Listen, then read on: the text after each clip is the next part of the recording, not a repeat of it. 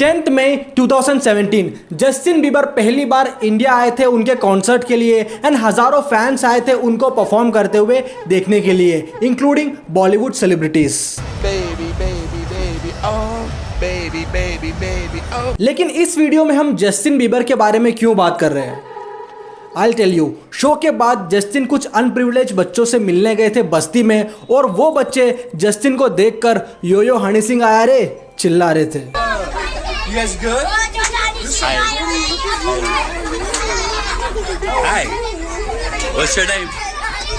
Legend.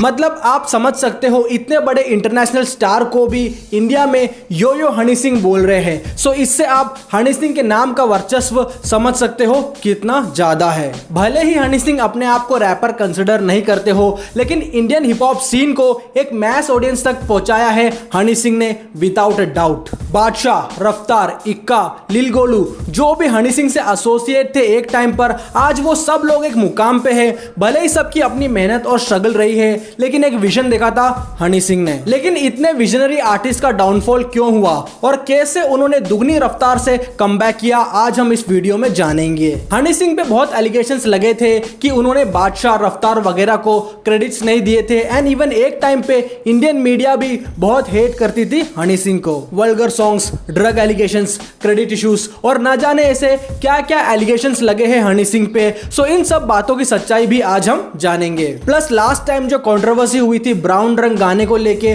मेरी वजह से, सो उस रिगार्डिंग भी आपको एक क्लियर आंसर मिल जाएगा। तो ये शुरू मैंने किया है तो खत्म ही मैच करेगा ना। तो क्या हाल चाल है भाई लोग, सेक्टर एक्स में आपका स्वागत है। आज हम बात करेंगे व्हाट्स रियली रॉन्ग विथ यो यो हनी सिंह और क्यों हम उन्हें डॉक्टर ड्रे ऑफ इंडिया कह सकते हैं, समझेंगे। अगर आप चैनल पे नए हो तो सब्सक्राइब करना और इंस्टा वगैरह की लिंक डिस्क्रिप्शन में मिल जाएगी। सो बिना टाइम गवाए चैनल का इंट्रो करते हैं रोल और शुरू करते हैं आज का एपिसोड।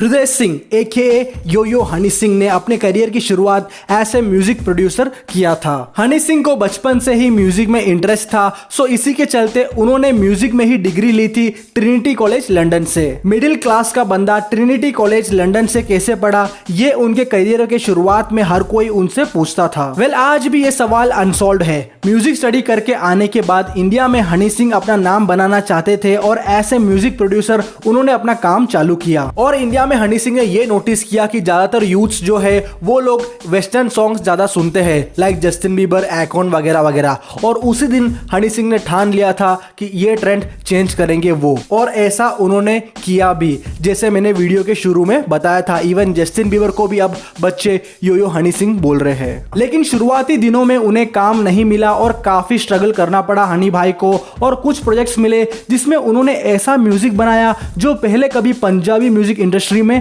था ही नहीं, इनफैक्ट इंडियन म्यूजिक सीन में ही नहीं था। देन एक गाना आता है हनी सिंह का बिल सिंह के साथ पेशी, जो कि हनी सिंह का one of the first music video था जिसमें वो फीचर हुए थे। उसके बाद एक दिन दिल्ली के एक स्टूडियो में उनकी मुलाकात अशोक मस्ती से होती है, एंड कुछ समय बाद अशोक मस्ती और हनी सिंह फाइनली कोलैब करते हैं और एक गाना आता है कड़के गलासी, जो कि उस टाइम का काफी हिट गाना था, और इवन आज भी वो गाने की अलग ही वाइब है। उसमें हनी सिंह ने रैप किया था इंग्लिश में, और वो भी जिस आर्टिस्ट से करवाना चाहते थे वो नहीं आए थे इसलिए, और म्यूजिक तो हनी सिंह का नेक्स्ट लेवल है ही। उसी टाइम के दौरान एक और गाना आता है सोडा विस्की बादशाह का, जो कि उस टाइम कूल इक्वल के नाम से जाने जाते थे, और इस तरह हनी सिंह के मैनेजर ने बादशाह से कांटेक्ट करवाया हनी सिंह का, और फिर दो दिल्ली के लड़कों ने मिलके क्या इतिहास रचा आप जानते ही हो। हनी सिंह का प्रोडक्शन और बादशाह के लिरिक्स बहुत ही डेंजर कॉम्बिनेशन थे, और दोनों ने मिलके कई गाने बनाए, और कुछ गाने तो इवन ऑफिशियली कभी लॉन्च ही नहीं हुए थे और वायरल हो गया था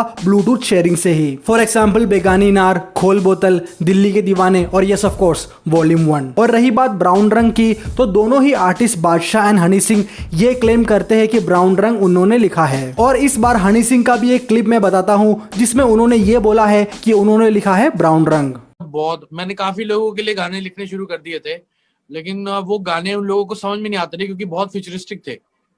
तो मैंने ये गाना लिखा था, कुड़िए नी तेरे ब्राउन रंग ने मुंडे पाटे। वेल एट द एंड हम यही बोल सकते हैं कि जब तक इन दोनों आर्टिस्टों में से कोई क्लियर नहीं कर देता ये एक कंफ्यूजन ही रहेगा। कई फैंस का कहना यह है कि हनी सिंह ने लिखा है एंड कई फैंस का यह भी कहना है कि ये गाना बादशाह ने लिखा है। इस रिगार्डिंग मुझे काफी हेट मिला था लास्ट वीडियो में बादशाह वाले। सो नो मैटर गाना किसने भी लिखा हो, गाना बहुत तगड़ा है और ये गाने ने बहुत की रोल प्ले किया है इंडियन हिप हॉप सीन के एमर्जिंग में और दोनों ही आर्टिस्ट एक से बढ़कर एक है। देन 2009-10 में हनी सिंह ने अपने एल्बम इंटरनेशनल विलेजर पे काम करना स्टार्ट कर दिया और अपने क्रू को नाम दिया माफिया मुंडीर, जिसमें मनी औजला, बादशाह, अल्फाज जैसे बेहतरीन आर्टिस्ट थे और इन सभी आर्टिस्टों को आप गबरू गाने में एक साथ देख सकते हो। अब हम बात करते हैं हनी सिंह को डॉक्टर ड्रे क्यों बोला जाता है। जैसा कि हम जानते हैं डॉक्टर ड्रे हिप हॉप के सबसे बड़े प्रोड्यूसर है, वैसे ही इंडियन हिप हॉप के सबसे बड़े producer no doubt Honey Singh है। और कंपेयर इस वजह से किया जाता है क्योंकि डॉक्टर ड्रे सब आर्टिस्टों से मिलाकर एक अच्छा प्रोडक्ट बनाते थे, जैसे स्टिल रे जिसमें लिरिक्स जेजी ने लिखे थे, म्यूजिक कॉर्ड्स स्कॉट टॉर्च के थे, वैसे ही हनी सिंह भी सब आर्टिस्टों से बेस्ट निकालकर जो फाइनल प्रोडक्ट बनाते हैं वो बहुत ही नेक्स्ट लेवल का होता है। और ये जज करना बहुत मुश्किल है कि फाइनल प्रोडक्ट सही बनेगा या नहीं, लेकिन डॉक्टर ड्रे और हनी सिंह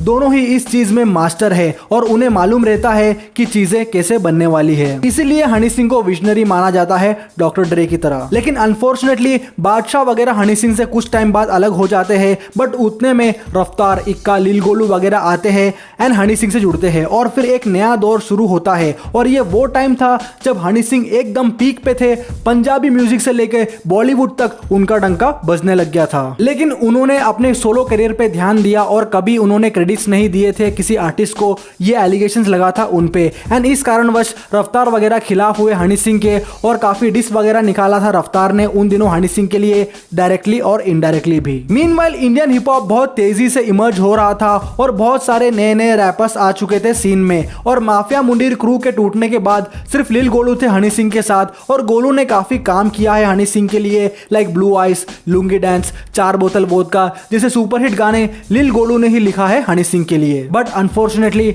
हनी सिंह बीमार पड़ गए थे उस टाइम पर और उन्हें बाइपोलर डिसऑर्डर हो गया था और इसी कारणवश उन्हें कुछ समय के लिए ब्रेक लेना पड़ा था म्यूजिक से। सब लोग कह रहे थे कि ये हनी सिंह का डाउनफॉल है, अब हनी सिंह कभी वापस नहीं आएंगे, लेकिन कुछ समय बाद हनी सिंह फाइनली वापस आ गए with A fresh new team, Homi Delhi वाला एंड सिंगस्टा। लेकिन इस वाले टीम को काफी हेट मिलने लगा था एंड कई लोग बोल रहे थे कि पुराना वाला माफिया मुंडीर चाहिए, बट ऐसा नहीं है कि होमी दिल्ली वाला और सिंगस्टा खराब आर्टिस्ट है। सिंगस्टा वगैरह बहुत पहले से गेम में है और मैंने सिंगस्टा को पहली बार ए बैस के सॉन्ग बहाने में सुना था एंड उनकी भी ग्राइंड काफी रही है। सो अगर हनी सिंह ने टीम बनाया होगा तो कुछ तो धमाका होना ही है, क्योंकि हनी सिंह की एक बहुत अच्छी बात यह है कि वो एक विजनरी बंदे हैं। उनका म्यूजिक आज से 10 साल बाद भी अगर प्ले करेंगे तो फ्रेश ही साउंड करेगा। फॉर एग्जांपल आज से 10 साल पहले का उनका सॉन्ग प्ले कर लो, उनके एल्बम इंटरनेशनल विलेजर से 6 साउंड करता है आज भी। Honey Singh makes the music of future. No doubt भले आज उन्हें हेट मिले,